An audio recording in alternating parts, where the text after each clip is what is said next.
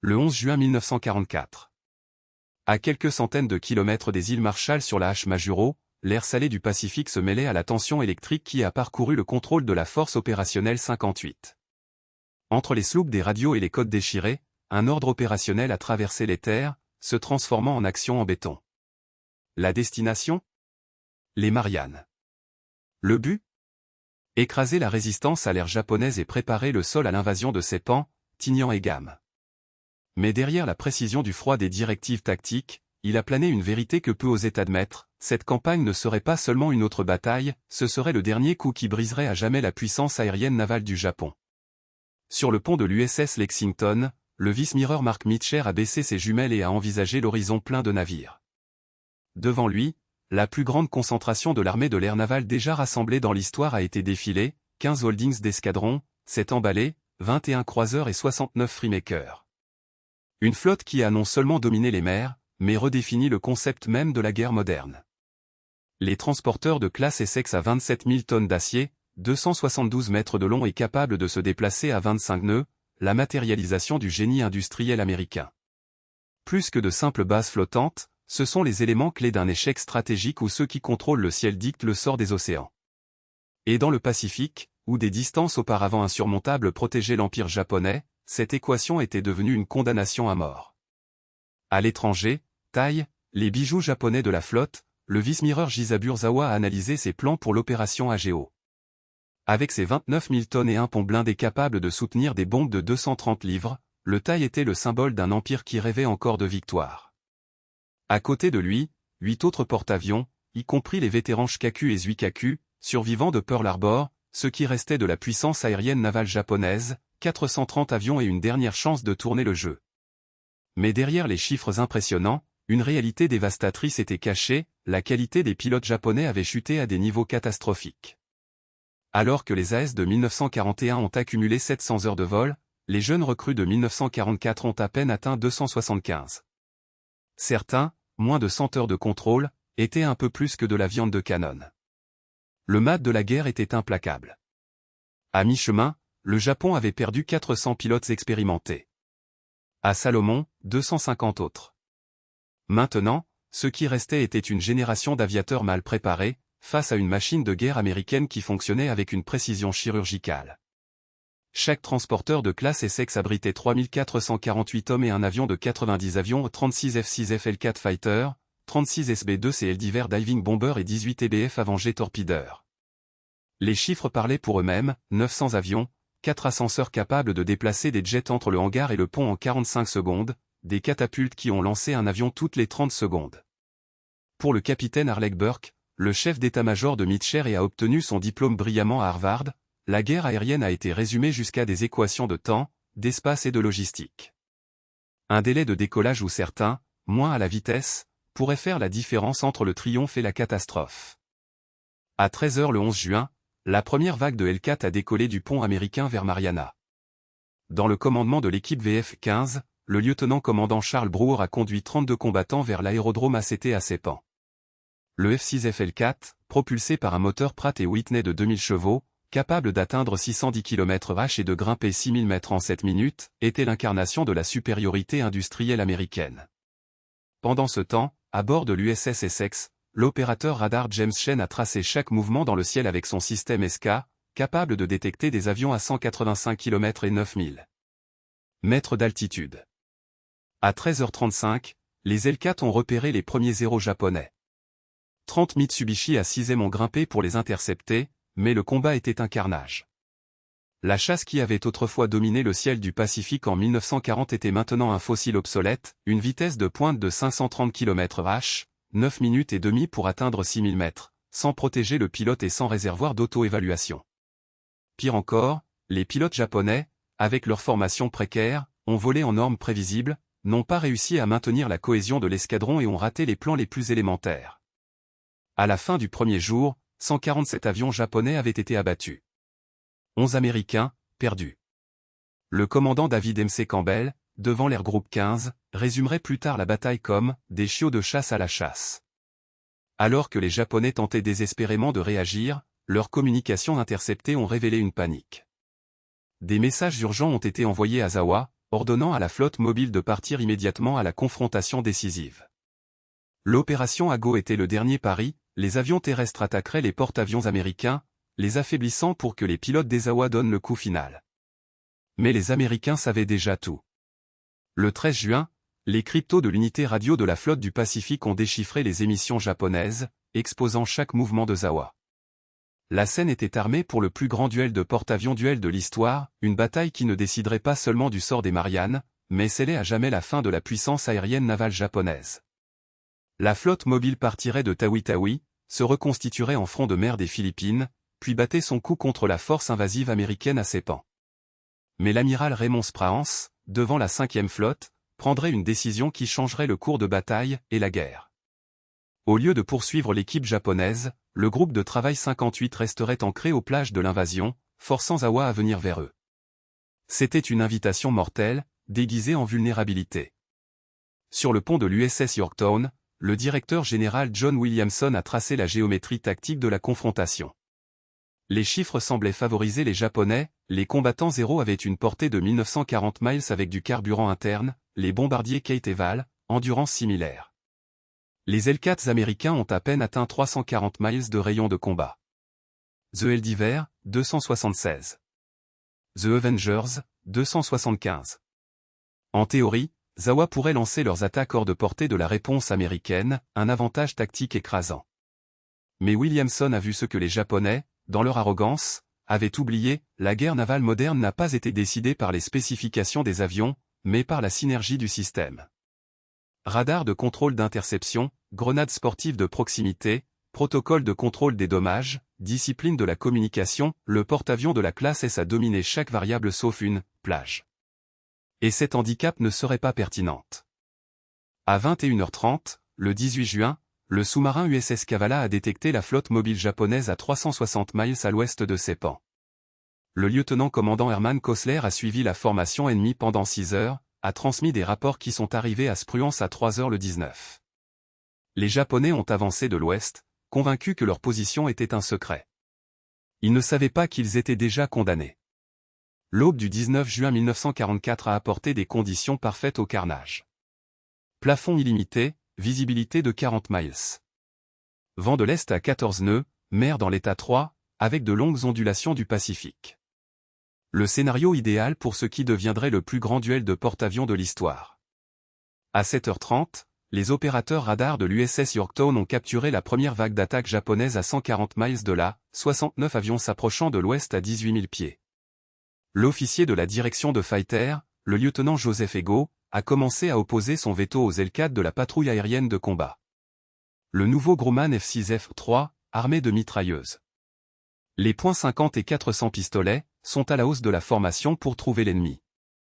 Le lieutenant Alex Vrasiu de l'USS Lexington, 1A avec 12 victoires, a été l'un des premiers à s'engager. Votre description du combat serait légendaire. Je ne pouvais pas le croire. Ils ont volé en formation parfaite, comme dans un défilé aérien. Pas de manœuvre évasive, pas de couverture, juste une ligne droite et un niveau. En 8 minutes, Vrasiu a abattu 6 avions japonais, devenant un en une seule journée. Le chef de l'attaque, le lieutenant-commandant Akira Tarui, du porte-avions Tai, n'avait jamais fait face à une interception guidée par le radar. Ses pilotes, avec des moyennes de 150 heures de vol, n'étaient pas préparés à la coordination létale des Hellcats. Les Américains ont attaqué d'en haut et de derrière, explorant la supériorité de la vitesse, des armes et de la tactique. Sur les 69 avions de la première vague, 42 ont été renversés avant même de voir la flotte américaine. À 9h10, le sous-marin USS Albacore a tiré 6 torpilles à taille à 5 milliards. L'un a frappé le système de carburant d'aviation, libérant des vapeurs qui scelleraient sa destination. L'officier de contrôle des dommages, le commandant Utaka Kobayashi, a ordonné l'inversion des systèmes de ventilation pour disperser les vapeurs et répandre sans le savoir l'essence aéronautique dans tout le navire. La deuxième vague japonaise, avec 128 avions, est arrivée à 10 heures veto radar, intercepté à 60 miles de la flotte. Le lieutenant-commandant Charles Brewer, chef du VF-15 d'Essex, a résumé le massacre. Cela ressemblait à un exercice d'entraînement. Ils ont volé directement vers nos canons, sans esquiver. Mon aile a demandé si nous étions vraiment au combat. 97 avions japonais ont été détruits lors du deuxième investi. L'incendie américain anti-aérien, réalisé par les réalisateurs de Mark 37 de radar, a créé une barrière en acier autour du porte-avions. Les nouvelles grenades sportives de proximité ont fait exploser le rayon mortel de l'avion, sans avoir besoin d'un impact direct. Les pilotes japonais qui ont survécu ont rapporté que les navires américains semblaient entourés d'un bouclier impénétrable d'explosion. À 12h20, le sous-marin USS Kavala a frappé le vétéran des avions Shikaku avec 4 torpilles. Le capitaine Hiroshi Matsubara a ordonné un contrat, mais les dommages ont été irréparables. Shikaku, survivant des batailles en mer de Coral et des Solomas orientaux, a succombé après 9 mois d'opération continue sans maintenance adéquate. Réservoir de carburant cassé, défaillance électrique, système de contrôle des dommages surchargé. 3 heures plus tard, il a coulé, emmenant 1263 hommes avec lui. La troisième vague japonaise, avec 47 avions, a décollé à 10 heures et est arrivée à la flotte américaine à 13 heures. Seuls 7 sont revenus. L'enseigne pilote Kanayoshi Mute, l'un des rares survivants, témoin plus tard. Les combattants américains étaient partout, au-dessus, à côté. Ces tactiques étaient parfaites. Nous n'avons jamais eu aucune chance. Zawa, inconscient du massacre, a commandé un quatrième investi de 82 avions à 11h30. La confusion dans les erreurs de communication et de navigation a divisé le groupe, 33 avions ont volé vers le nord et n'ont rien trouvé, les 49 restants sont restés avec le groupe de travail 58.2. Les L4 ont anéanti 30 d'entre eux en 12 minutes. À 14h52, une explosion cataclysmique a détruit le taille. Les vapeurs de carburant accumulées ont atteint une concentration critique. La détonation a brisé le navire en deux, l'envoyant à l'arrière-plan avec 1650 hommes, y compris l'état aérien de Zawa. L'amiral a survécu, transférant son drapeau au croiseur de Haguro, mais le contrôle effectif de la flotte mobile était terminé. Au coucher du soleil le 19 juin, les Japonais avaient lancé 373 avions. Seulement 130 sont revenus. Les pertes américaines ? 29 avions de combat aérien, avec la plupart des pilotes secourus. Une proportion de massacre de plus de 10, le résultat le plus inégal de toute la guerre. Les pilotes américains, avec 300 à 500 heures de vol, avaient disséqué leurs adversaires avec une précision chirurgicale. À 15h40 le 20 juin, aircraft de reconnaissance D. L'entreprise USS a localisé la flotte japonaise avec un retrait à 275 miles au nord-ouest de la force opérationnelle 58. C'était une portée extrême, en plus du rayon de combat standard. La récupération se produirait après le crépuscule, quelque chose que la doctrine de l'aviation navale s'est découragée avec véhémence. Mais l'amiral Mark Pett Mitcher savait, cela pourrait être la dernière chance d'éradiquer l'aviation japonaise intégrée. À 16h21, l'ordre est venu, lance tout ce qu'ils ont. 240 avions ont décollé en 10 minutes de 11 porte-avions, 85 L4, 77 bombardiers en difficulté, 54 torpilles. Chaque pilote savait qu'il n'avait du carburant que pour l'attaque et le retour, aucune marge d'erreur. Le lieutenant-commandant James J. Dog Ramage, leader des 10 bombardements d'Enterprise, est allé directement au briefing. Messieurs, c'est une façon d'une façon, à moins qu'il ne contrôle chaque goutte de carburant. Mauvais mélange, ajustement de moteur idéaux, pas de manœuvre inutile. Nous aurons une seule chance de frapper la cible. La cible était en vue, et après cela, il n'y aurait qu'une ligne droite à la maison. Mais lorsque la force d'attaque américaine a trouvé la flotte japonaise au coucher du soleil, le scénario est devenu un cauchemar de feu et d'acier. Sous la lumière mourante du crépuscule, le transporteur de Hachaviao, un ancien navire de voyageurs converti en hâte, a reçu plusieurs torpilles des Bellow Wood Avengers. Son compartimentation déficiente a scellé sa destination, il a coulé en 2 heures, emmenant 250 hommes avec lui. Le porte-avions Zuikaku et Chiyoda ont été gravement endommagés, tout comme le cuirassé Haruna. Mais le vrai test n'était pas encore venu. Le voyage de retour est devenu une preuve épique de navigation et de résistance humaine. Au fur et à mesure que la nuit tombait, les carburants s'épuiseraient. Les moteurs ont compté et sont morts. Les pilotes ont été contraints de se soulager aux côtés de contradictoires, confiant qu'ils seraient secourus avant que l'océan ne les avale. D'autres, plus chanceux, ont atteint les environs du groupe de travail, mais n'ont pas pu localiser leur porte-avions dans l'obscurité. C'est alors qu'à 20h45, l'amiral Mark Mitcher a pris une décision qui entrerait dans la légende, l'alter les lumières. Soudain, l'horizon s'est allumé comme un phare dans l'abîme. Spotlight a coupé l'obscurité, pointé sur le ciel. Les lumières de navigation brillaient sur chaque navire. Les voies d'atterrissage ont été décrites par des réflecteurs, et des roquettes éclairantes ont explosé au-dessus, tournant la nuit par jour artificiel. Pendant 2 heures ininterrompues, le Task Force 58 a récupéré des avions comme une machine à huile depuis, beaucoup d'atterrissages sur le premier pont disponible quel que soit le navire. 80 avions ont été perdus, mais la plupart des pilotes ont été sauvés. Le prix avait été élevé, mais le résultat définitif, l'aviation navale japonaise était condamnée. Lorsque le soleil est né le 21 juin, la dimension de la catastrophe japonaise était claire. En seulement 2 jours de combat, la marine impériale avait perdu 3 détenteurs d'avions d'escadron taille, Shikaku et I. Encore plus dévastateur, entre 476 et 600 avions, y compris des terres, avaient été détruits, avec environ 445 équipages aériens. Les quelques survivants qui sont retournés au porte-avions restant d'Ozawa n'avaient ni la capacité ni l'expérience de mener des opérations offensives.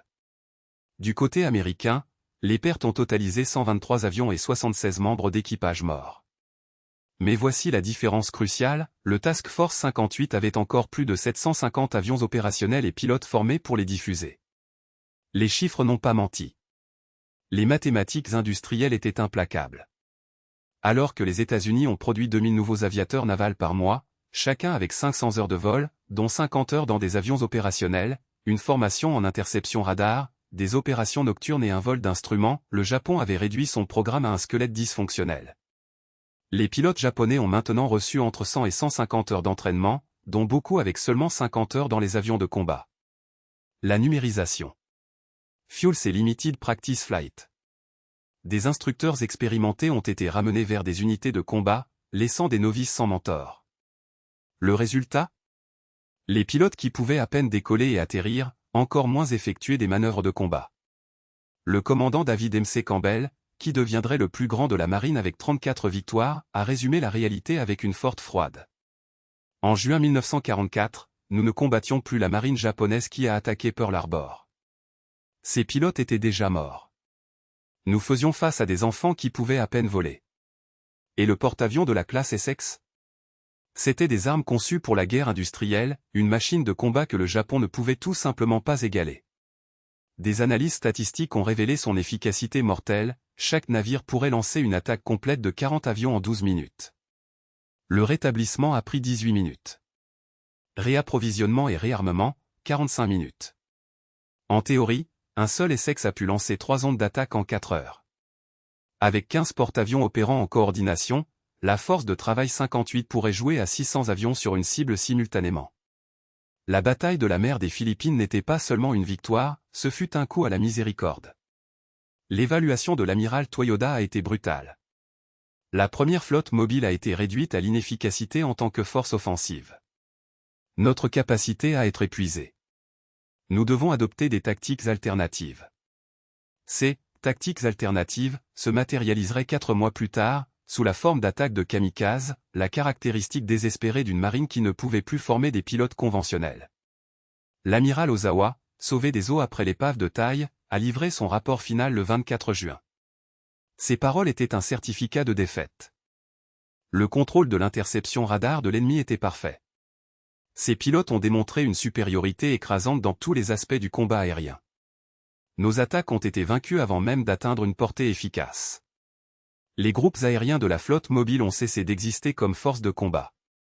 Le porte-avions de la classe Essex avait validé l'approche américaine de la guerre navale, la production de masse industrielle, améliorée par des leçons apprises par le combat.